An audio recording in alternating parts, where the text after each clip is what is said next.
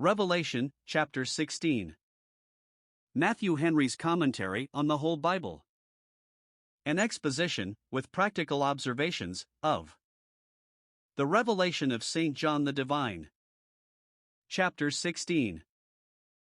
In this chapter we have an account of the pouring forth of these vials that were filled with the wrath of God.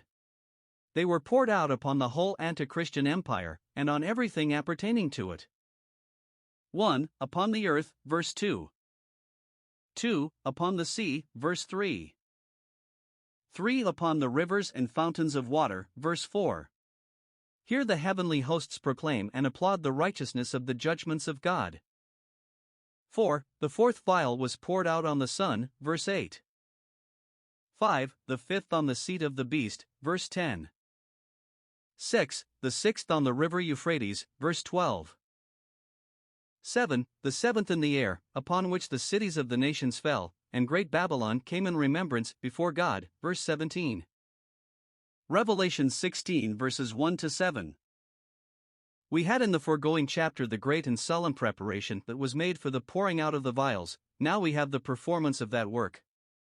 Here observe 1. That, though everything was made ready before, yet nothing was to be put in execution without an immediate positive order from God, and this he gave out of the temple, answering the prayers of his people, and avenging their quarrel.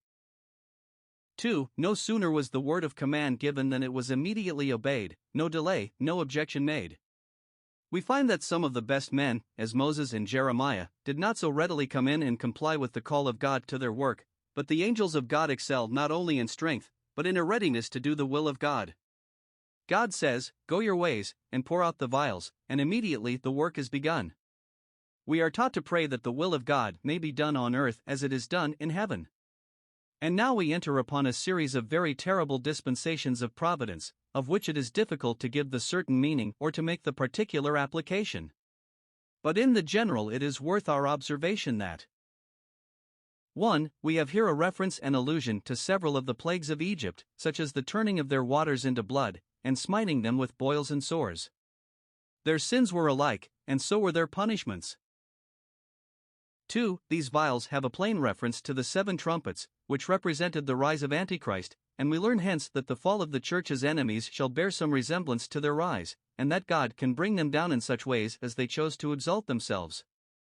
And the fall of Antichrist shall be gradual, as Rome was not built in one day, so neither shall it fall in one day, but it falls by degrees. It shall fall so as to rise no more. 3. The fall of the anti-Christian interest shall be universal.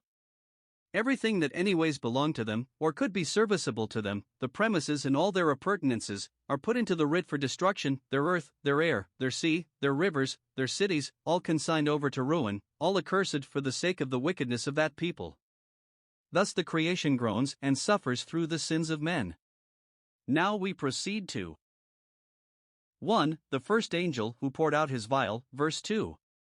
Observe 1. Where it fell upon the earth, that is, say some, upon the common people, others upon the body of the Romish clergy, who were the basis of the papacy, and of an earthly spirit, all carrying on earthly designs. 2. What it produced noisome and grievous sores on all who had the mark of the beast. They had marked themselves by their sin, now God marks them out by his judgments. This sore, some think, signifies some of the first appearances of providence against their state and interest, which gave them great uneasiness, as it discovered their inward distemper and was a token of further evil. The plague tokens appeared.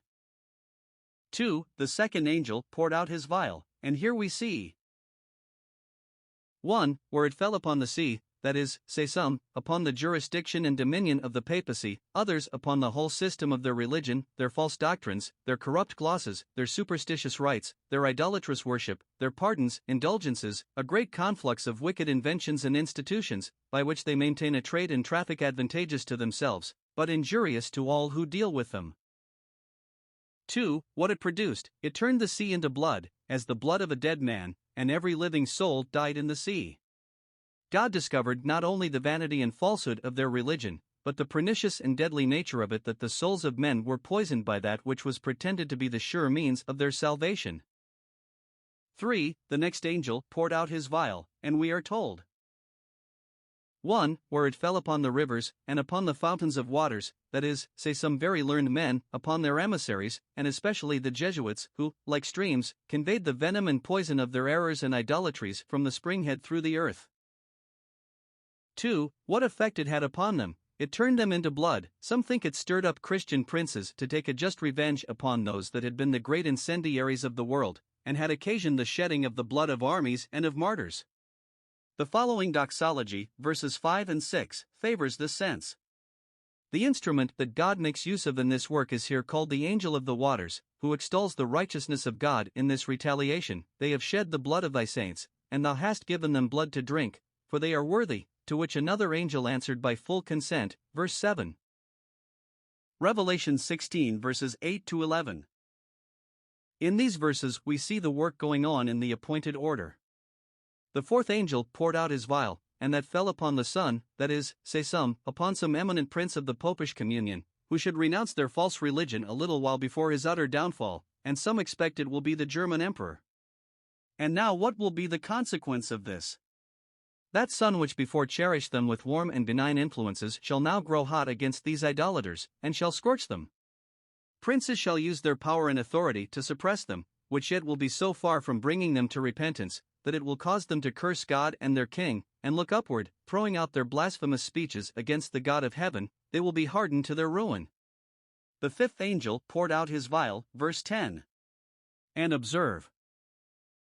1. Where this fell upon the seat of the beast, upon Rome itself, the mystical Babylon, the head of the anti-Christian empire. 2. What effect it had there. The whole kingdom of the beast was full of darkness and distress. That very city which was the seat of their policy, the source of all their learning, and all their knowledge, and all their pomp and pleasure, now becomes a source of darkness, and pain, and anguish. Darkness was one of the plagues of Egypt, and it is opposed to luster and honor, and so forebodes the contempt and scorn to which the anti-Christian interest should be exposed.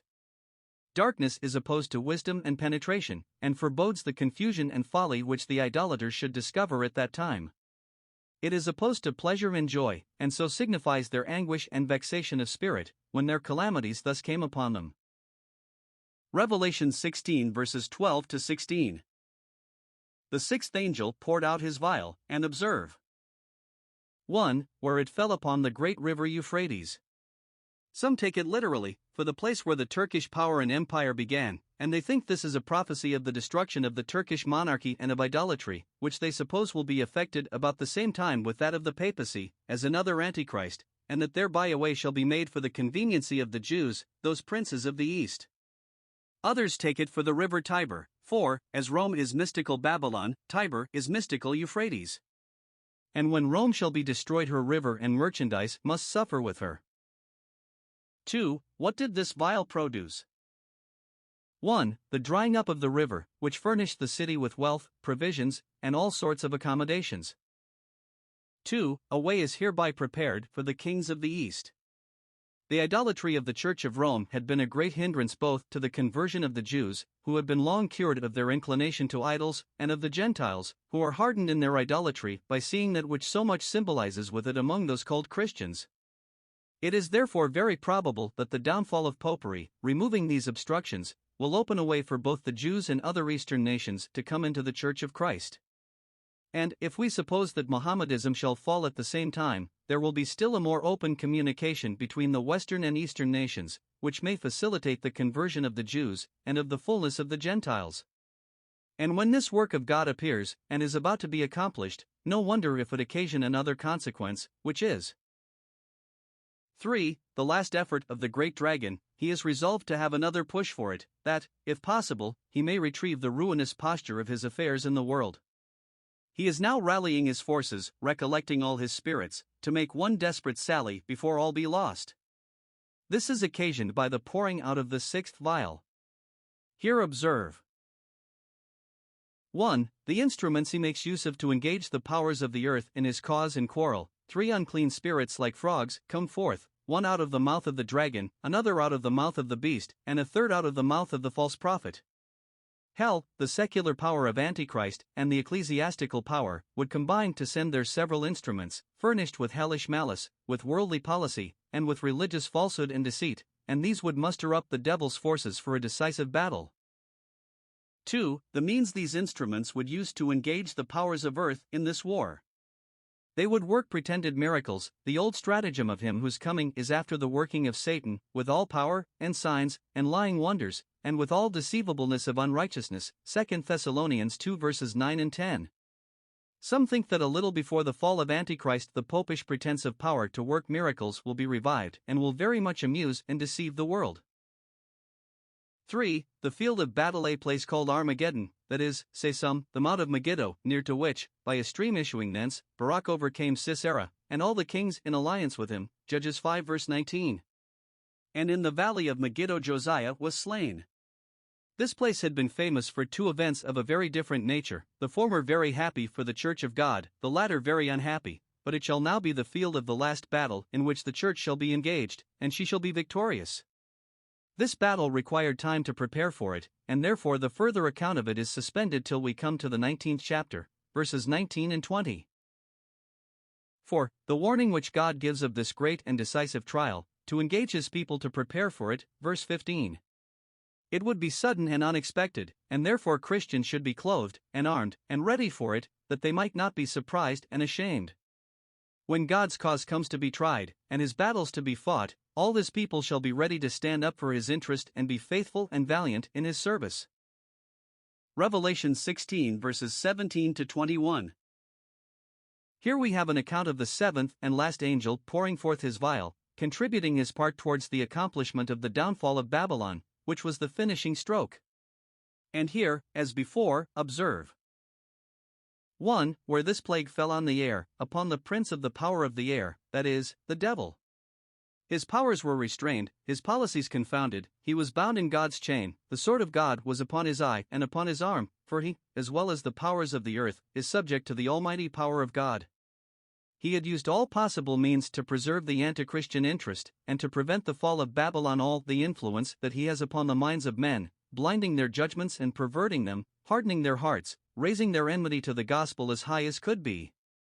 But now here is a vial poured out upon his kingdom, and he is not able to support his tottering cause and interest any longer. 2. What it produced.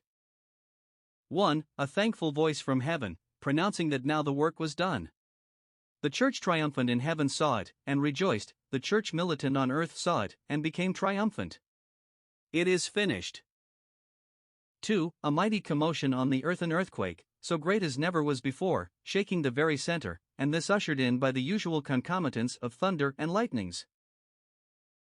3. The fall of Babylon, which was divided into three parts, called the cities of the nations, verse 19, having had rule over the nations, and taken in the idolatry of the nations, incorporating into her religion something of the Jewish, something of the pagan, and something of the Christian religion, she was as three cities in one. God now remembered this great and wicked city. Though for some time he seemed to have forgotten her idolatry and cruelty, yet now he gives unto her the cup of the wine of the fierceness of his wrath.